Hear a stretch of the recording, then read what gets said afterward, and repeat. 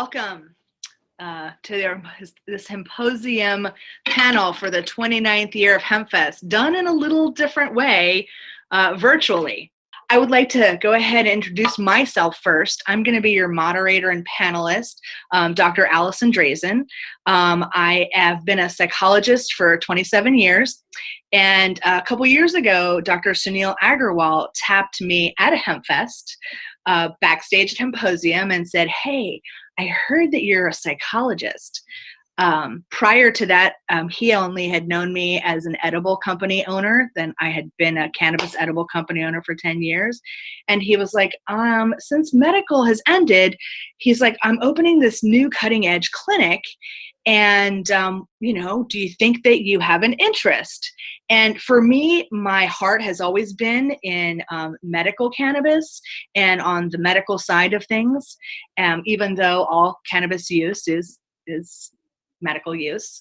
And I was like, that sounded really cool. So I joined the Ames Institute in 2018, and we do cannabis-assisted psychotherapy as well as ketamine-assisted psychotherapy. And I support clients who are using psilocybin and other forms of psychedelics with integration and helping them do set and setting. And we'll talk more about that during our panel presentation. Next, I would like to go ahead and have my panelists introduce themselves. Eric, why don't we start with you? Thank you, Alison. My name is Eric Boone, and I am delighted to be with all of you today. Thank you very much for having me. I actually am fairly new to the psychedelic space. I'm one of the cannabis business executives that has gradually started to make the transition into this space. And I come from about a 12-year background in the medical cannabis space. I started in 2008, 2009, when I took the helm of one of the first publicly traded medical cannabis related companies. So we got to see a lot of the sort of the early wild west days of public finance and cannabis. And I've really seen that develop a great deal over the past decade. There were some, I think it is safe to say, some problematic developments within that industry, as we saw perhaps a bit of too much corporate greed drive into the cannabis space.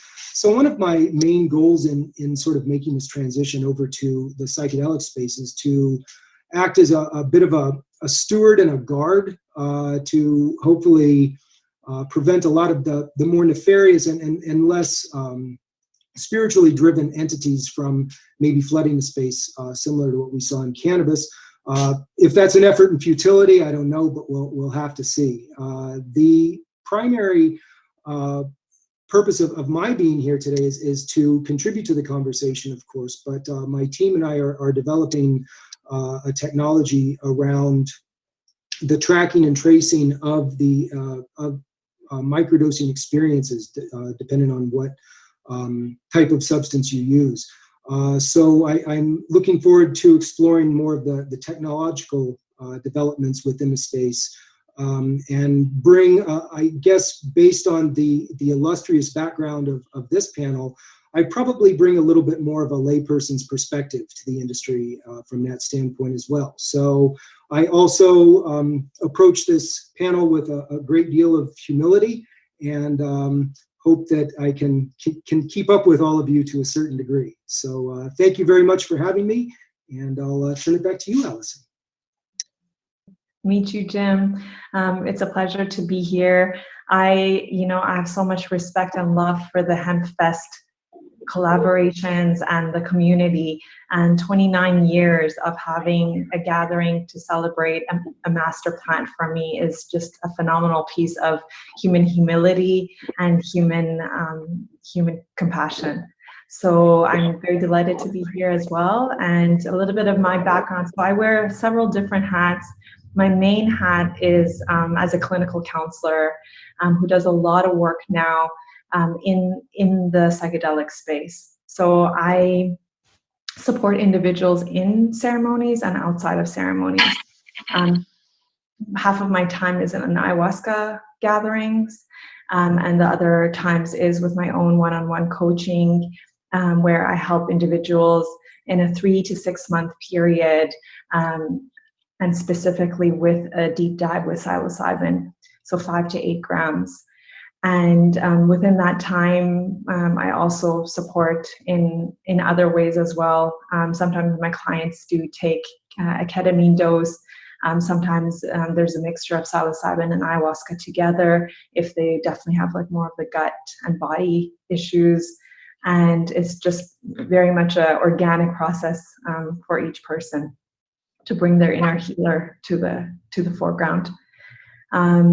My other hat from 2015 to 2018 was an organizer of a cannabis conference in Vancouver, which really brought together the science, spirituality, and history of the master plant cannabis alongside with the other entheogens in the last year.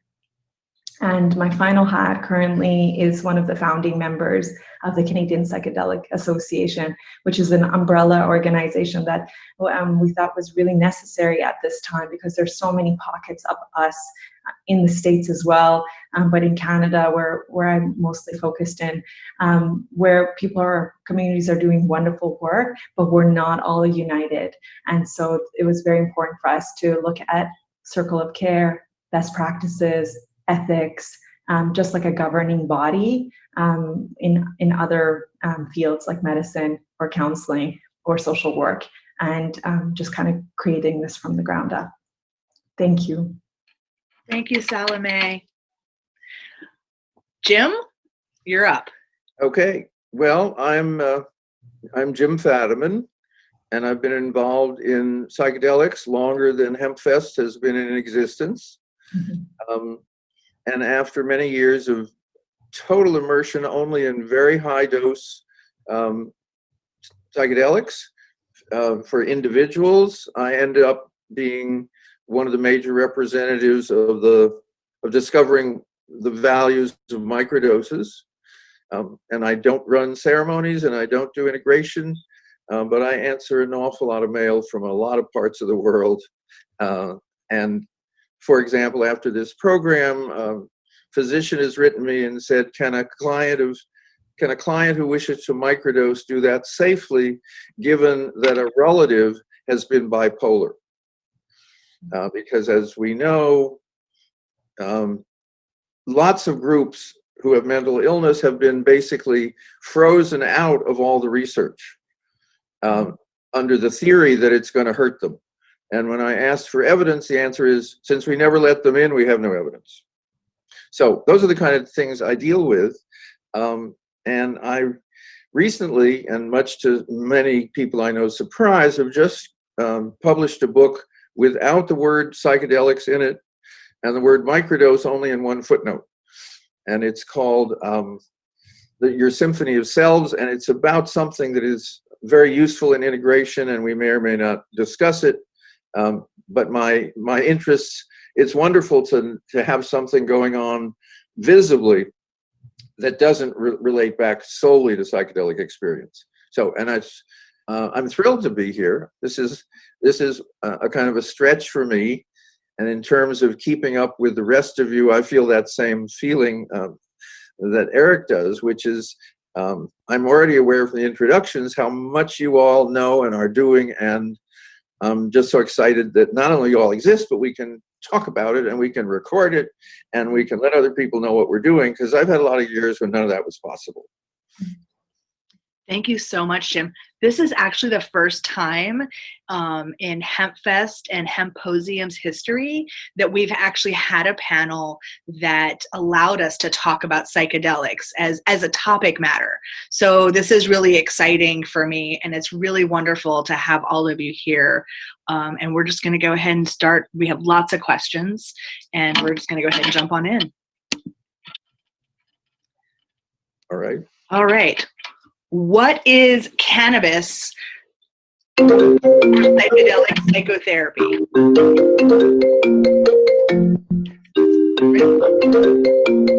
Sorry. I'll repeat that again. What is cannabis and or psychedelic psychotherapy? Who would like to start with that? Salimeh? Mhm. Sure, definitely.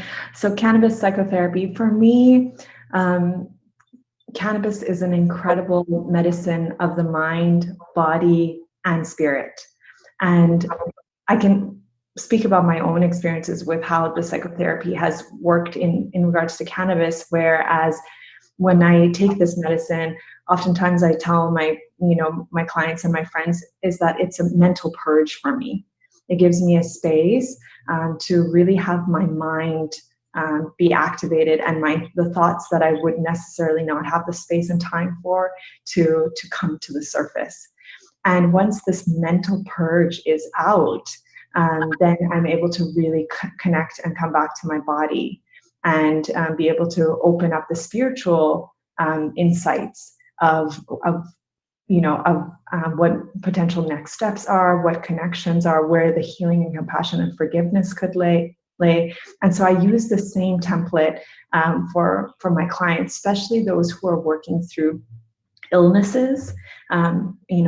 As all of you being so connected to cannabis know, when clients are using it, patients are using it for their cancer, for example, and it's high doses of THC, and they're just coming to terms with what the psychoactivity of the medicine is like, then it's really grounding them in practices of stretching, of yoga, of journaling, of art, of walks in nature, and meditation, to be able to ground themselves in their body to access the other healing energies.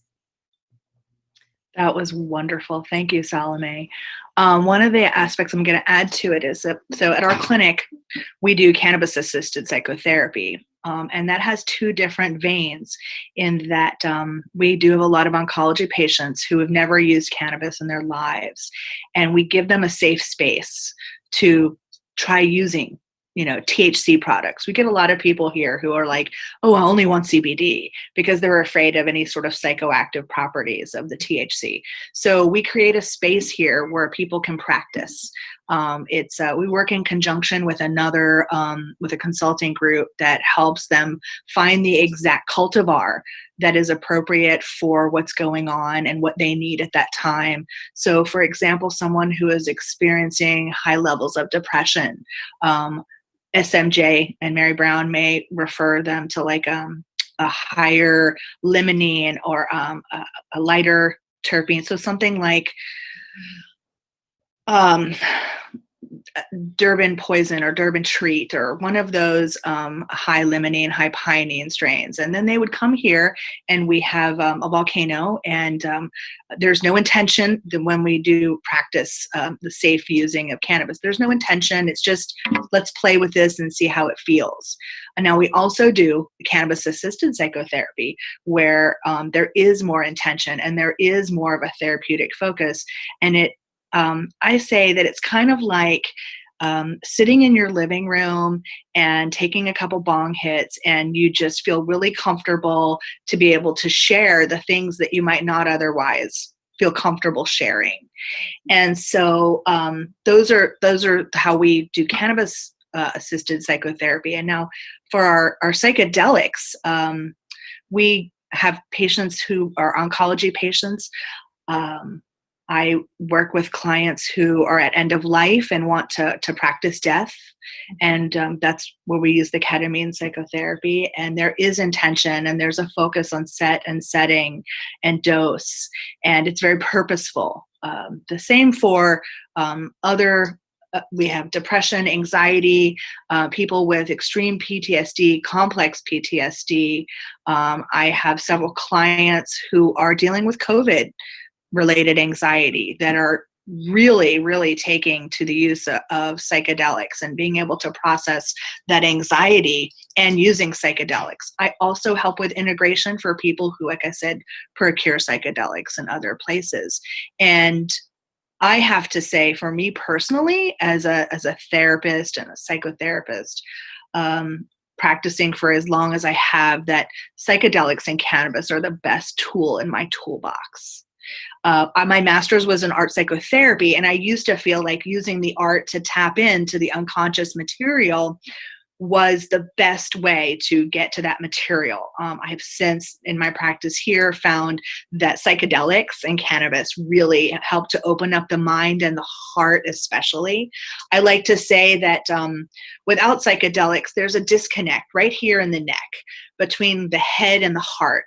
And psychedelics open this up and allow the heart to come through and allow a connection between the mind and the heart. Do the rest of you want to add, or? I just feel like, it's so wonderful to see, particularly the cannabis psychotherapy, appearing as a way of improving the flow of psychotherapy. Because one of the problems I know, I've actually been a psychotherapist at one point, and realizing that having done psychedelic therapy, I couldn't stand conventional therapy. It just felt like I was walking through molasses. But to feel how that shift can happen, and simply you're saying to the client, if you're actually here to make changes and not reinforce your defensive system, we can really make it easier for you. And what a gift. I'm just so thrilled with what both of you are doing. Thanks. It's probably one, next to being involved in the cannabis world taking shape, it's probably one of the coolest things that I've done. And I imagine Salimeh would probably agree. Yeah, absolutely. Especially being able to just hold people in this space, and also like support people stepping into the facilitation and space holding right now, because my cord is in the spiritual realms, and I listen to a lot of podcasts, and I have my own channels of what we're going through, and it does feel like we're going through a transition time, a bottleneck of human ascension. And because the pressure is building, we're also kind of getting as the pressure builds up, we have more things coming to the surface. It's kind of like one of the doctors I listened to, Dr. Zach Bush, he talked about it like the second law of thermodynamics. He says that any system that is in isolation actually goes through more entropy. So it goes through more chaos. And right now it feels like so many of us are actually going through major isolation, whether it's because of COVID or because of different issues in the world. And so when we're going into isolation, more chaos is present. And what better way to just be with each other? And thank goodness, like Jim is saying, that we have access to these incredible plant teachers to hold us and guide us into dropping our defenses. And like Alison, you're saying, just being more into the heart and trust. I was struck by when you introduced yourself and talked about cannabis as a master plant. I went in two directions, because it's a term I don't use, or I haven't used till now. And part of me was, what are the plants that kind of are under the master? That was one way. And the other is, are there mistress plants as well? Or are we just being, politically correct and there are no more feminine descriptors? I wasn't sure. Are there mistress plants? It's a really good question. I guess master in the sense of the plants that are available to us that have a healing potential across a large spectrum. And so ayahuasca, San Pedro, Wachuma, or peyote, cannabis, of course, and then psilocybin mushrooms. Sure. And okay, thank you. Yeah. What is the difference between medically centered psychedelic use and tripping with my friends at a concert or camping? Sure, I'll take a stab at this. I'm afraid that I might not be able to speak too knowledgeably to the medically centered psychedelic use, but I could speak pretty extensively to the tripping with my friends at a concert. I can say that my initial foray into psychedelics came about 25 years ago in the form of LSD. We had some fantastic LSD going around the Central Valley of California in the late 90s and early 2000s. And the obvious exclusion from this is the concept of set and setting probably wasn't really broadly known in the late 90s.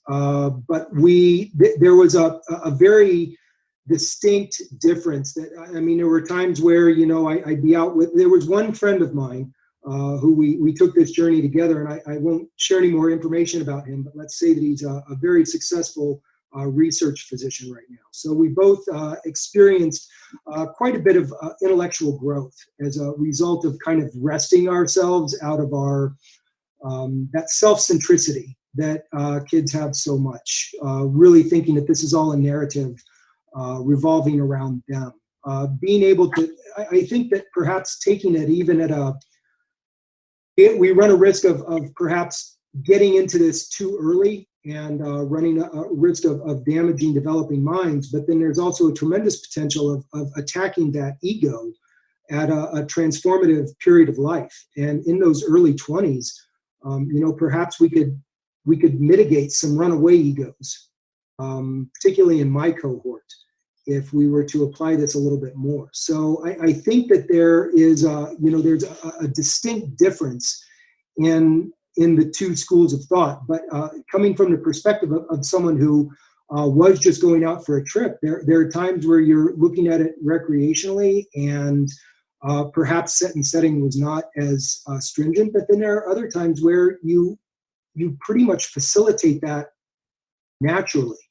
The mind seeks out a proper set, a proper question to attack, and then you inherently are drawn toward a more comfortable ambiance in which to explore those questions. So I think that the importance of medically controlled psychedelic research is unparalleled. And before that really existed, we were kind of stumbling our way through the dark to try to get there. So I'm delighted to see the evolution that's happened in this regard, and I can't wait to hear the other panelists' response to that as well, from a more scientific point of view. Well, one of the things that I do is I ask people questions, and since I talk to large groups, I get lots of answers. And there was a group of Santa Cruz students with considerable experience, all undergraduate, and I was asking them to fill out a form about something about their trip experience. And what I got was from a number of them that said, I started tripping simply to have fun. Gradually, I've noticed that I'm less neurotic. My schoolwork is better, and I'm basically like people better, and I'm liked more by other people. So it was like an inadvertent improvement, which, given that I was a kind of righteous prig that said if you're not taking a high dose with two guides, you know, you're wasting your time, it was valuable for me to get that gently raising the floor of your psyche is probably in the long run more useful and better integrated than you know, kind of going from the cellar to the roof in 8 hours. So tripping has the set of saying I'm open to experience, and often the setting is set pretty nicely, which is you're going to a concert or you're doing with friends, and that's a pretty good set. Yes, people get in serious trouble, but they get in serious trouble. People's capacity to get in serious trouble is one of the more negative creative acts that we are capable of. So anything you do that prevents people from having problems, smart people will get around it. So that's no longer an issue for me. And so I think tripping gets devalued by people in the therapy side, and therapy gets devalued a lot by trippers, and neither of them quite understand that they're both in the same game, just playing it at different maybe volumes. I would agree. I think it's interesting that prior to the work that I've been doing here, I would have said that I was just tripping, going camping and just tripping. But I've also now seen the value and the enormous propensity to support people's mental health. And so sometimes the line does get blurred between what's just a trip and what is for for sound mental health or for some positive, health. And it's, I think it really depends on the person. And how that they really want to identify with what they're doing. Because now that we're starting to talk about this more, there is more discussion of set and setting. And you could be a day tripper, afternoon tripper, and you could set your own set and setting.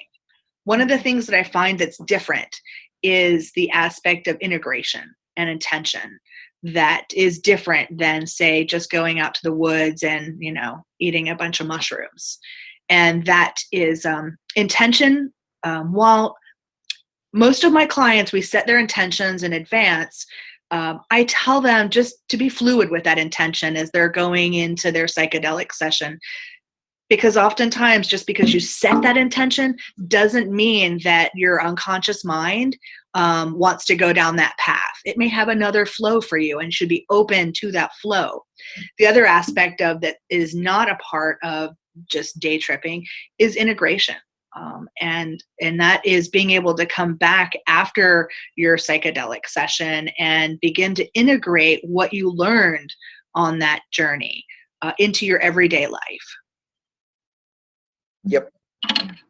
Yeah, I love this question. I feel that, for me, the set and setting has always been so important. And there's the piece around source too, and not just the source of the medicine and where it's coming from, what kind of consciousness it's being cultivated, but rather than all of this is really about the connection to source and the connection to our own unity. And that's the place where we get so much of the healing, because for humans, the worst thing that can happen again is that isolation.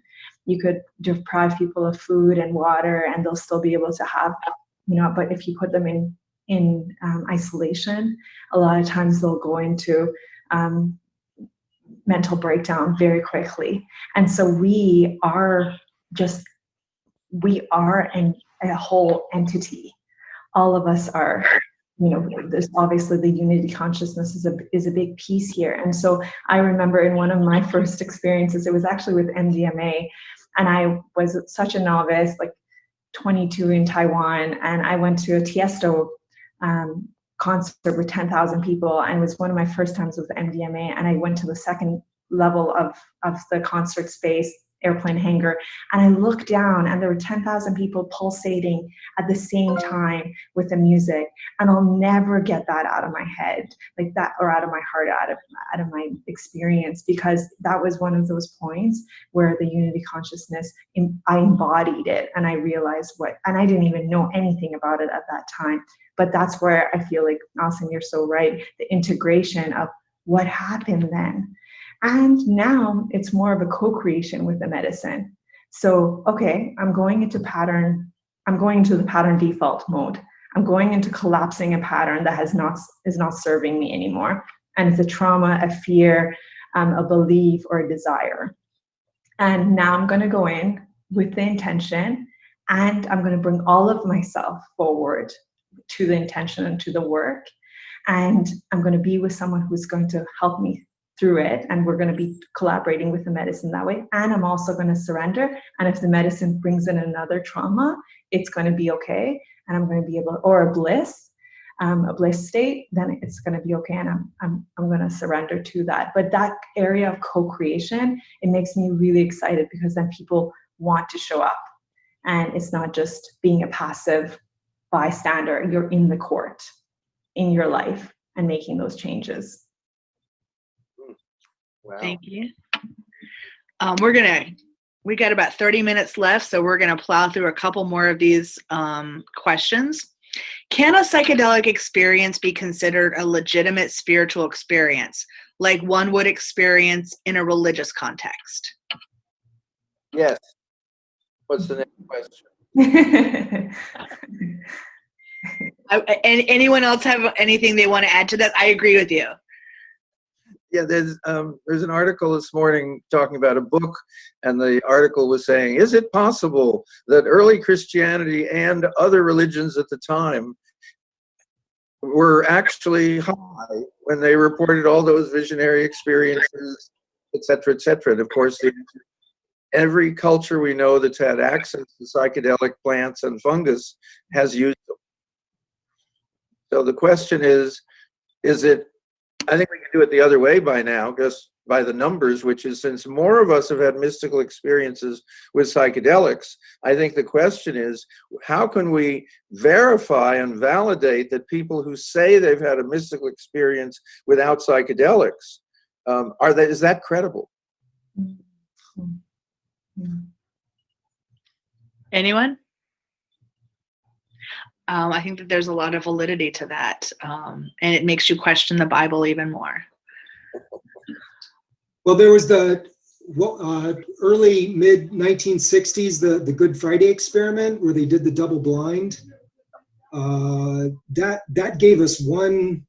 There needs to be more research, because there was a study done out of Boston College. I don't know much detail about it, but there was a double blind study. Jim, can you fill in on that? A double blind study on Easter Sunday, and the sermon was upstairs with a regular congregation, and the sound was piped down into the basement, where there were 25 divinity students, Houston Smith and a couple of other people. Half of those people had placebos, and half had a reasonable dose of, I think psilocybin, might have been LSD. And surprise, within an hour or so, everybody could tell who got the placebo. And there was a follow-up study 25 years later of the people who had been taking the psychedelic, and a number of them had become ministers and were still ministers. And basically, it had been the pivotal event in their religious training. That's really cool. Yeah, it's beautiful. And I feel that it's so exciting that we're in a culture of remembering, and now actually being able to test our remembering, because, you know, the scientific parts of us wants to be able to figure it out as well.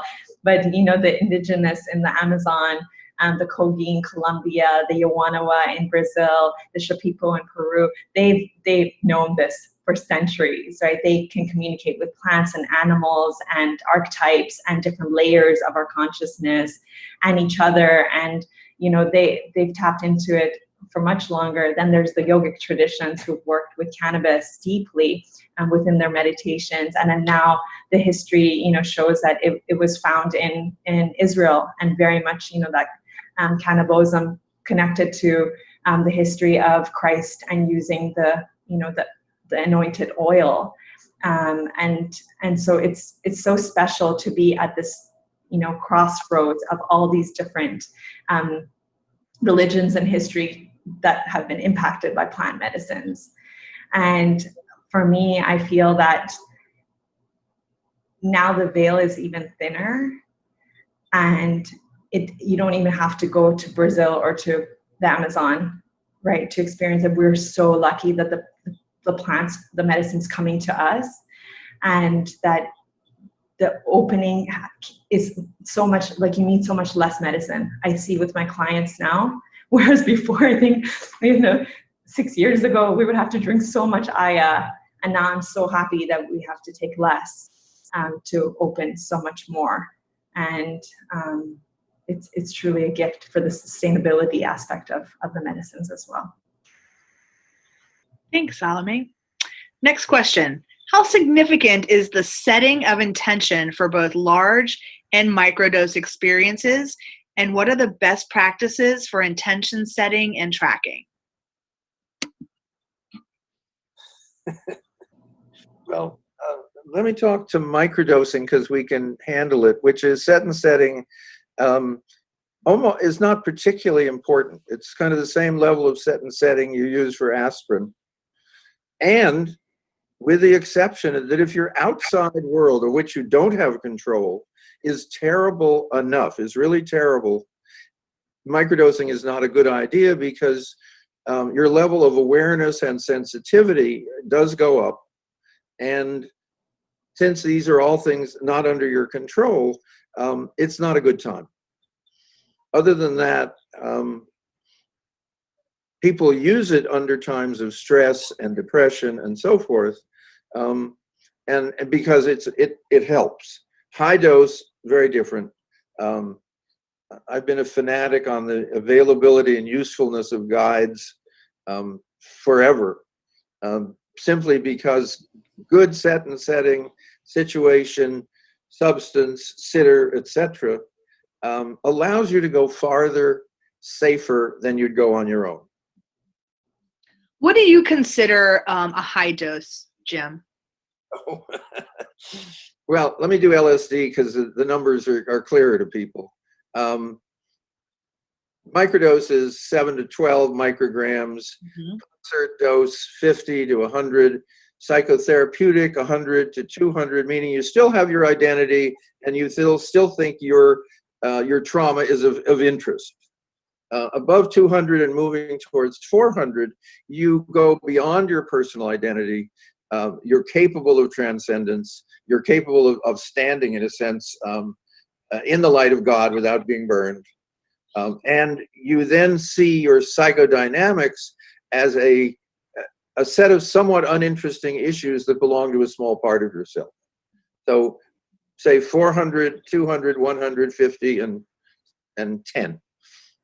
And actually, I have a secret group of people who've reported to me at 1 microgram, but with remarkable improvements in chronic conditions, both mental and physical, but I don't want to report on those because that even freaks out the microdose crowd. I do know people who have microdosed a little too much, even at the 0.10 or 0.3, and they have had more psychedelic effects than others do. I think it's kind of an individual. It's different than.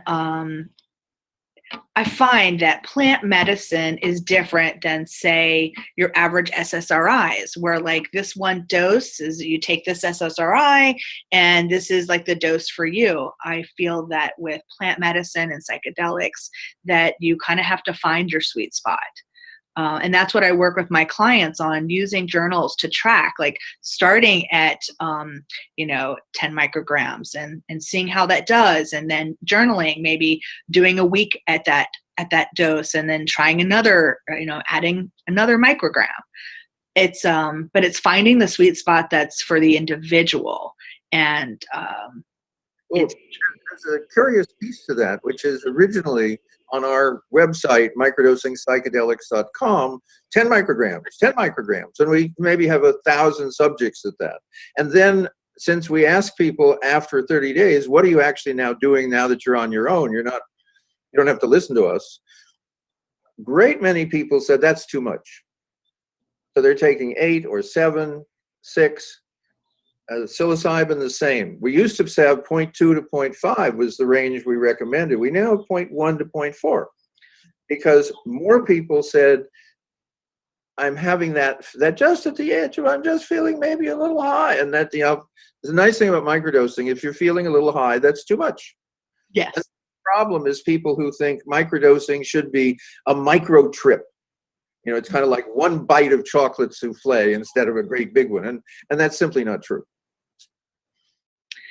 Yes, I would agree. There's actually a lady in our chat who makes some delicious chocolates that are 0.10, and you're not supposed to feel it, and so that's part of the joy of microdosing, is that you can do it on a regular basis without feeling like that your ego is dying or that you're separating from yourself. So.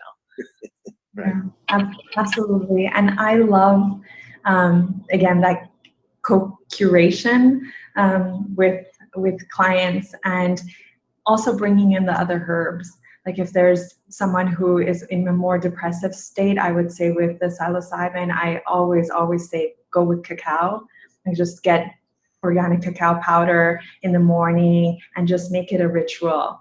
Pray over your cacao and take your tiny bit. In Canada, we have several, I'm sure you guys do, several companies that have powder form of lion's mane, kind of maybe similar to Paul Stamets's mix, but where they bring in lion's mane as well as sometimes ashwagandha, more naturopathic adaptogens that can calm the body as well. But then the cacao gives a little bit of a boost, and so they can go through their day. And yes, it's that special spot in the middle where I always say it's like water off of a duck's back. Like anything can happen in your day, and you're just open. You're open. You're watching. You're accepting. Very much like the Buddhist practices of just loving kindness and full acceptance. And we see that observing your life feeling. Most important, we found that in people who are microdosing for chronic pain, is they report that the literal pain level for most people, some people it goes down, but most people it stays about that same level, except the difference is I am not in pain, is my pain is still very uncomfortable and I don't like it, but it's not me. And it's that shift. So they say, I feel as much pain, but I'm not as depressed, anxious, sad, angry around the pain. It's just something that I'm sorry I have. And that's a different kind of shift. And it's very much what you're saying, and I really like that. I've been asked to make a disclaimer here that please make sure that you're working with a professional and to be responsible in your intake of psychedelics and cannabis. I'll make that disclaimer once more before we end. I'm going to go on to the next, kind of on with the microdosing. What is the role of microdosing and psychedelics as a mental and physical health support tool? And how can microdosing support ongoing successful either cannabis or psychedelic psychotherapy?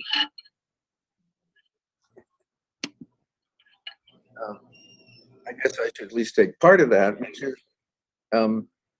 When I talk, I'm talking about what people have told me. And the nice thing is we've got about 3,000 people who have told us, including doing a daily checklist, plus the endless mail. So people say microdosing seems to help me rebalance whatever is out of balance, being depression, being migraines, being premenstrual unhappiness. All of those seem to rebalance. So that allows you to function better. The question of whether it's useful as a supplement to the more intense therapies, all I can say at this point is I'm meeting therapist after therapist who indicates if my clients have microdosed before sessions, which I cannot recommend because I'm in the United States and everything good is illegal. I'm very happy, however, if they show up having microdosed because therapy goes so much more quickly. So very much the way you talked about cannabis with your patients, where it's easier to work through material if you're less attached to it. And microdosing, cannabis, deep breathing, all those other things we all say at the beginning of speeches, all help. I agree. I have clients who, now that we're working, virtually like this, I can't control what they do in their own house. And so oftentimes that they will acknowledge that they have microdosed or that they've used cannabis that morning. And it tends to be a very profound session. I can't condone that, because it's, as long as that they have taken that responsibility, it becomes a weird legal issue. But I do see that the sessions that when they've acknowledged that they are pretty profound. Another thing to keep in mind with microdosing is that, we're taking small strokes, not broad generalization. So I think that tracking, and you mentioned journaling earlier, is so much more critical because we're not making large bounds. We're sometimes taking 2 baby steps forward, 1 baby step back. You have good days, you have bad days. So when you're microdosing, a great analogy that Jim used, actually, it's the difference between, like, if you're a python eating a gazelle or eating a rat. You take down the gazelle, you're not going to eat again for a few days.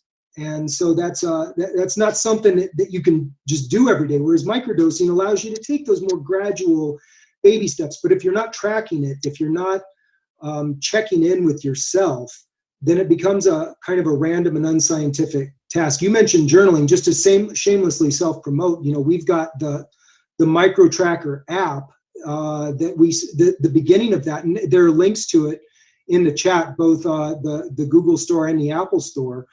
It starts out with a well-being daily check-in where we ask questions.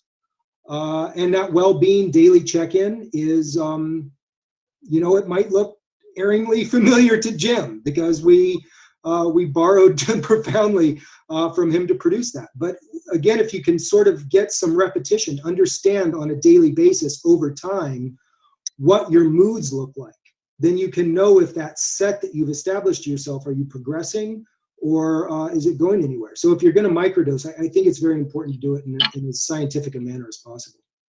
Can you please post a link in the chat to your app, Eric? Of course. And you and I will talk as well, because I'd like to learn more and see how that can help my patients. Well, that's one from the Google website. You will notice that Jim Fadiman and his website is a partner. Cool. I guess I am then. He might not know that, but he is. All I know is I've been very excited and supportive of the idea of an app that is designed to help users have a better experience. That's its primary use. Its secondary use is research. Everything else out there, including our stuff on our site, was designed as research so that we were the kind of taking in other people's information and eating it and making use of it. But Eric and his team have developed an app which really has, which is hopefully, less research and more value. Okay? So I'm very excited. I've not seen the app, and I have been asked several times to comment on it. But if I did that, I would have to acknowledge my ignorance of everything I would see other than what was obvious. So I'm delighted that I'm part of it. And it's kind of like being, finding out you were invited to the birthday party after all. Yeah, really good. And I feel that with the apps, it's so nice to bring in the other aspects of the equilibrium, of the balance within the body and within the people that we support. So apps that count the water intake, apps that count the healthy biome, what we're eating, the sugar intake, because it's not just the microdosing. And I always tell, my clients, I'm like, okay, if you're going to really do this, it's a revamping of your whole system, because, the biome, the gut biome is so important in that balance of the dopamine and serotonin. And if we don't get that, then you're just going to keep going and then drop off and come and have spikes. And it's not a time to have these kinds of spikes anymore. We have to stay in a grounded space now with everything that's going on around us, and we're in charge of that. It's actually a self-responsibility to stay in that center of safety that we create for ourselves, and the medicines help to hold for us. So I'm really excited, Eric, to check out your microdosing platform and what Jim has added to it, and just how we can bring in more things that are supportive for the equilibrium to take place. The other thing I want to add about microdosing is that when I was in my practicum for my counseling program, I remember a homeless gentleman was coming in for free counseling, and he would be connected with cannabis. That was his form of pain reduction and pain management. And I remember, this was in 2014, my clinic supervisor said he cannot come here if he is high. And I remember how devastated I was, because he wouldn't come otherwise. There's no way he was going to come and sit and face his pain and face physical and emotional pain without that support and that hug and that wrapping around of the safety around him. And I'm not for using plant medicines as crutches. Absolutely not. There's a point where we come into our center where it's good. Like, I really feel that we can come to that place. And it's also a personal choice for everyone to choose that. And so Alison and Sunil, like, I'm so happy that you guys have an actual clinic, because we in Canada we took a huge step back, and we don't have these kinds of clinics yet. Well, there's like Field Trip, and Numinous is doing great work as far as like ketamine but as far as cannabis, and to have cannabis circles, healing circles, talk therapy through cannabis, this is still, I think, oh my gosh, after so many years, it's still innovative. And thank goodness that at least you guys are setting the par and setting an example of what a holistic center looks like with plant medicines. Thank you. It's really Dr. Leanna Standish has partnered with Sunil Agarwal, and she does work with ayahuasca. And it's really, they've decided to take this leap of faith and do cutting edge work. Sunil and Leanna are both known for doing cutting edge work and being able to have a clinic where we're pushing the boundaries with insurance, we're pushing the boundaries with psilocybin. I was just informed this morning that there's an attorney here in Washington that is willing to support the use of psilocybin in terminally ill cancer patients.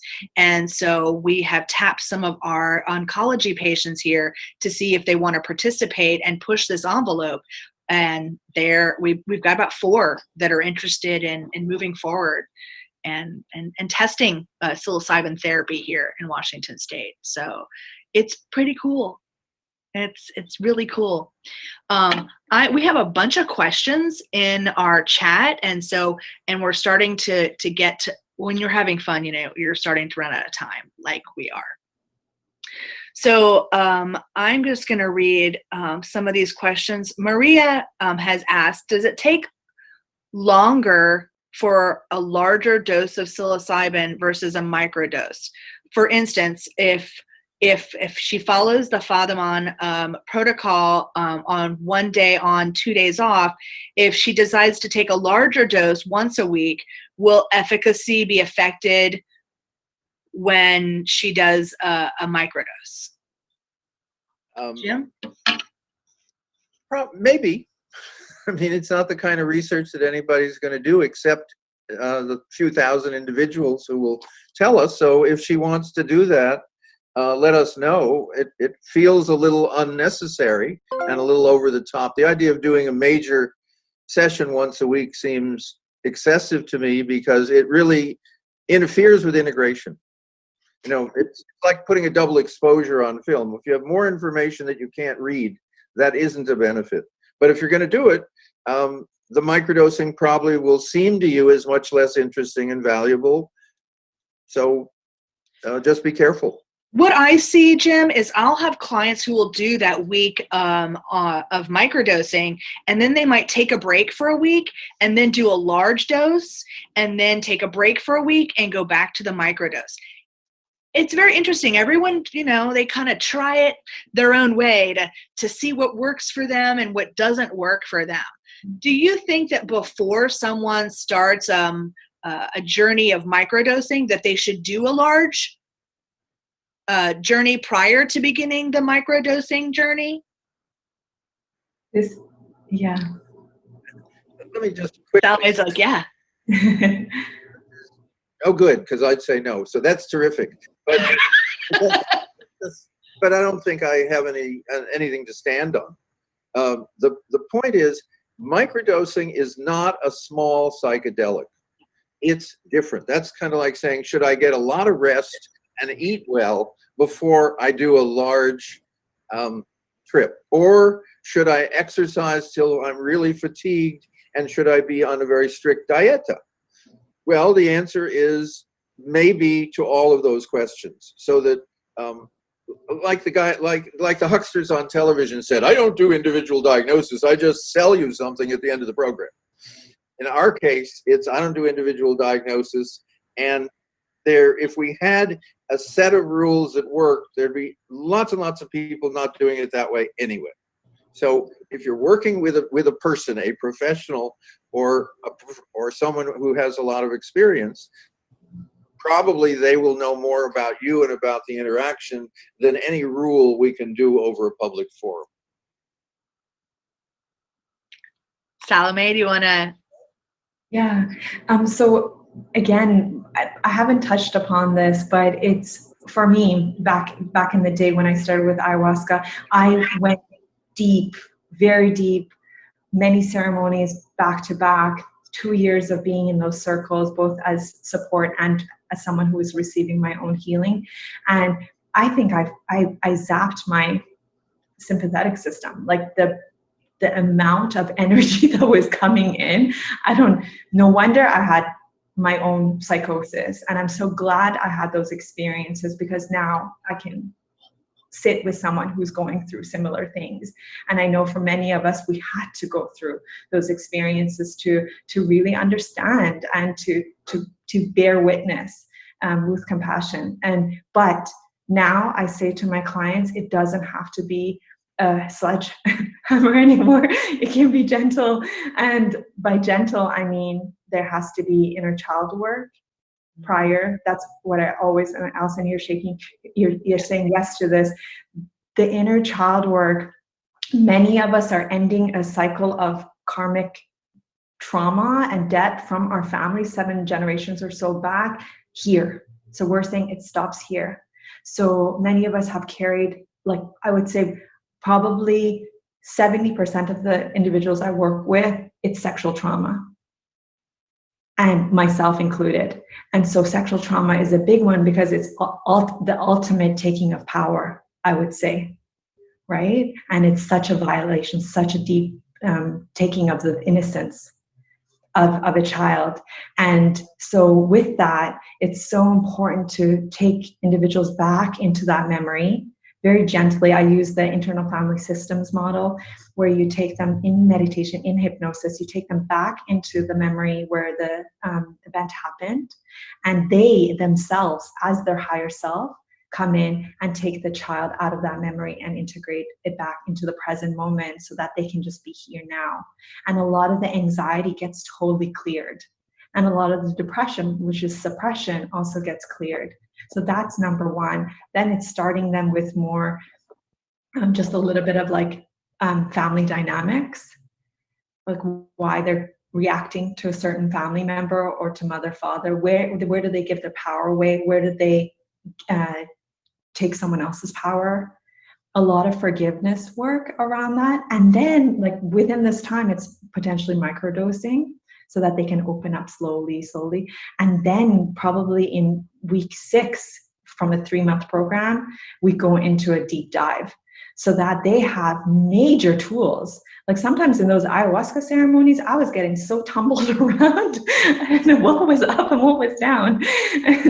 And it was a bit too much, but I'm so glad I had support around me during that time. And so I would say a really great protocol with someone who has been there, has gone through it, is really supportive. And then big dose, and then integrating what happened in the big dose, all the insights, and then having the chance to integrate over some time.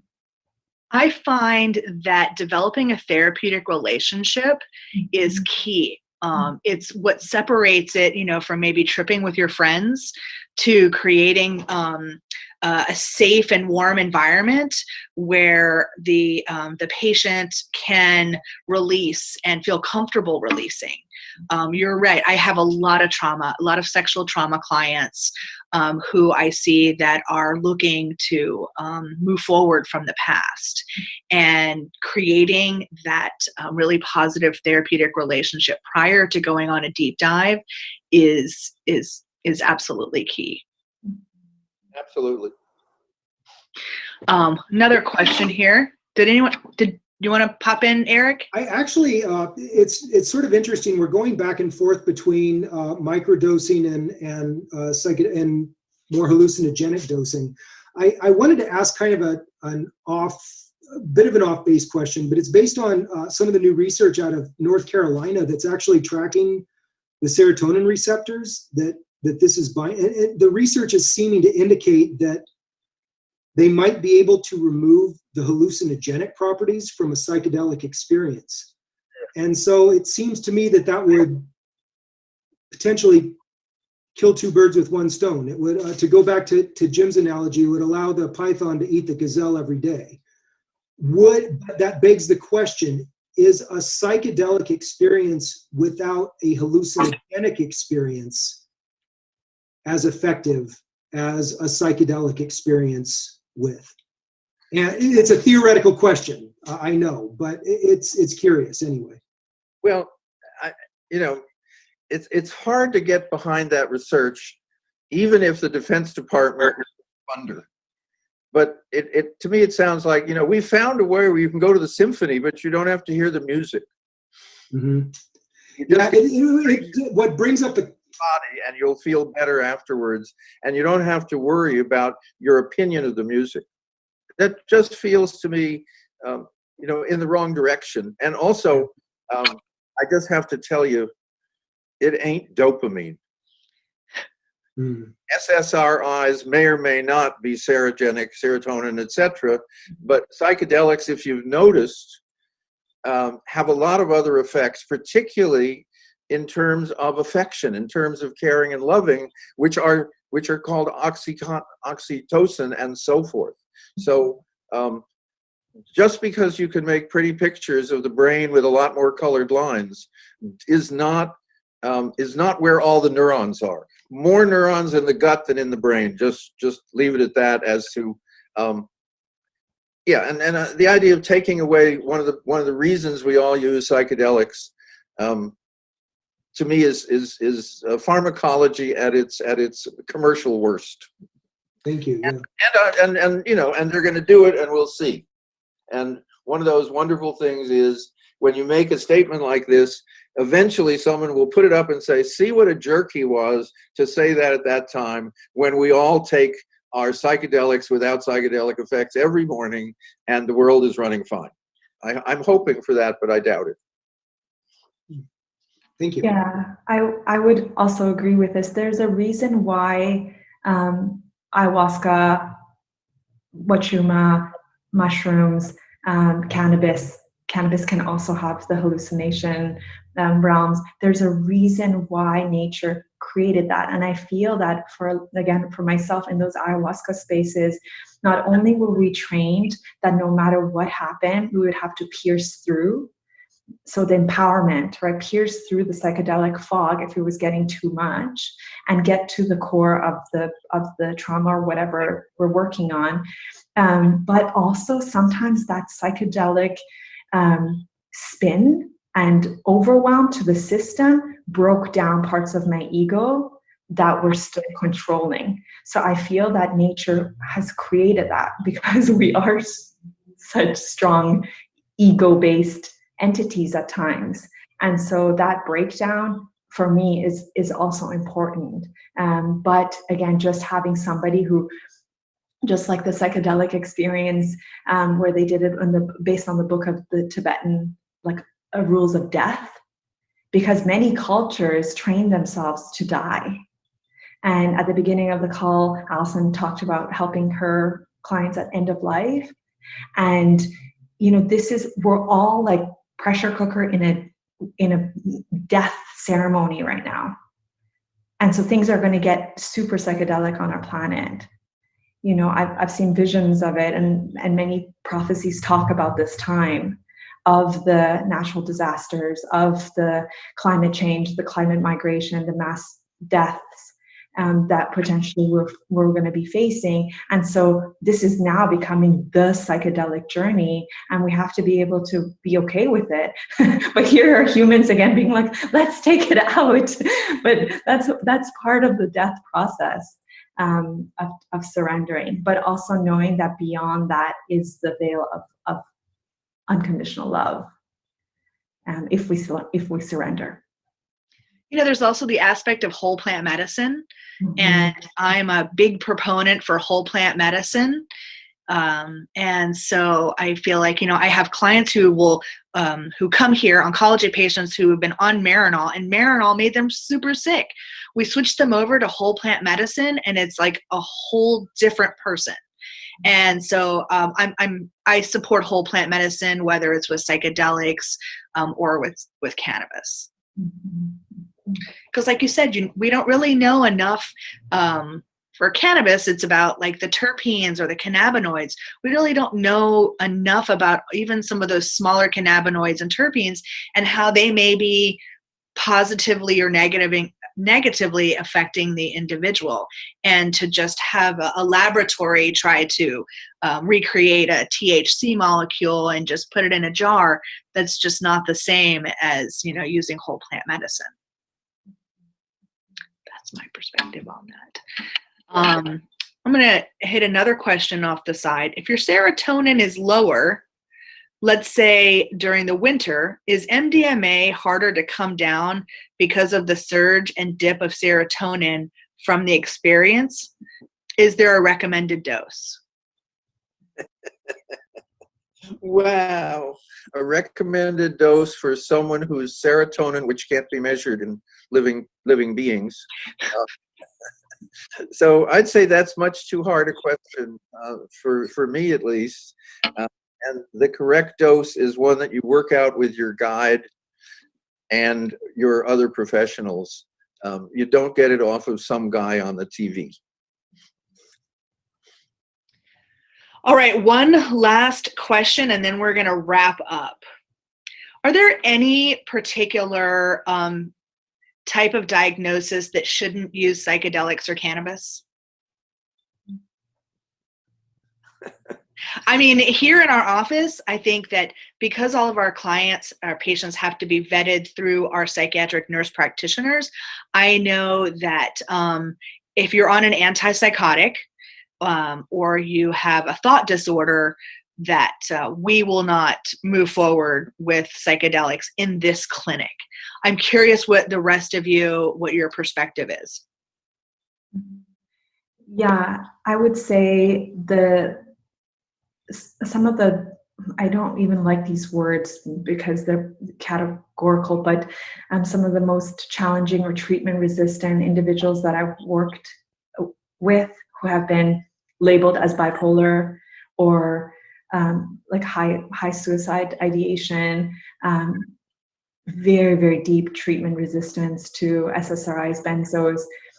These individuals, I've still ran them through psilocybin and brought in the ketamine and brought in the MDMA. But for me, it's the organic matters that have really opened them up. And they were the hardest journeys because the person wants to flee, like their flight or fight response just goes off the Richter scale and they just want to get out of there. So holding them to that presence, and I get goosebumps when I talk about it because it's the energy of the medicine or spirit or their healing forces coming through. And you just have to be so strong in that, keeping them here. Like touch your chair, take a breath, keep coming back to your breath. You're here, you're here. Can you see yourself in the memory? Okay, go there now, slowly come back out. Like there's such a titration process that happens in that moment. And I have to get out of my own way and be hyper present with what's coming through. Now, is that, did I put myself at risk? Probably, working with someone who is that treatment resistant. But if I get a yes of working with somebody, and this is where we have to open up this, right, the scale of trauma for people, because there are people who are dealing with schizophrenia and with bipolar or personality thought disorders, and where do they go, right? How do they get some relief? And so I would say that's still kind of, those areas are still untouched. And I hope that more and more facilitation can come through with more support for those of our brothers and sisters as well. Thank you. In the last week or so, I was a very tiny part of the psilocybin summit, and our little part began with a woman describing how her son, 15 years, bipolar, endless meds, endless hospitalizations, endless sorrow, turned his life around with microdosing. Okay? So that's one story that I just heard about, quote, bipolar. And the other is MAPS Canada just released a document from an anonymous person about his own turning his life around from serious schizophrenia, meaning feeling that the voices inside of you were not from you, but from outside, and all of them were incredibly negative, to running his life with a combination of some high doses, but mainly microdoses, where the voices now are controlled, he knows who they are, and he has a bunch of positive voices that he listens to, and he has the same negative voices, and he says, I listen to them very little. So these are, real people who would never be accepted in most clinics for obvious other reasons, and who might come to you because you're saying, I don't turn people away who are willing to get helped. We're at a turning point, and that's one of the reasons that we're having a panel like this, is so that people who have been either rejected from the various psychedelic possibilities can also go online, because there are interest groups of all these mental thought disorders, lovely term, who talk to each other and who give each other information.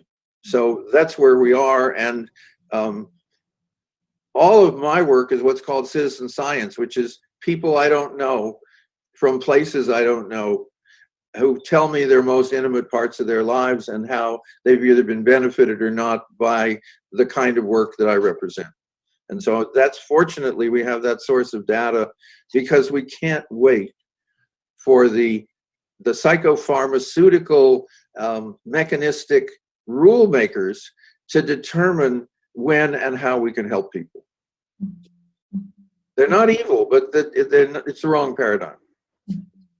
Thank you. Thank you so much.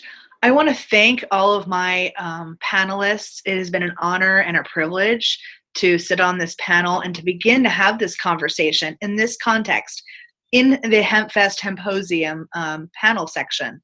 I also want to reiterate, please do not attempt these on your own. Please consult a professional before you try some of the things that we were talking about today. Would any of you like to give yourself a plug? Each of you would like to give yourself a plug before we wrap up? Sure. Eric? No. I just want to get, once again, I'm humbled to be in the presence of this group, and we did put some additional information about the app in the chat box. So the links are there, both Android and iOS store. With regard to the privacy question that someone had, all the data are stored on your device. Nothing is transmitted. So the drawback is that you delete the app, you delete your data. We do have some possibility at some point in the future to use this for a research application, but anytime that would happen, it would be very clearly indicated, and so we don't mess with anyone's data on those. It's there to help.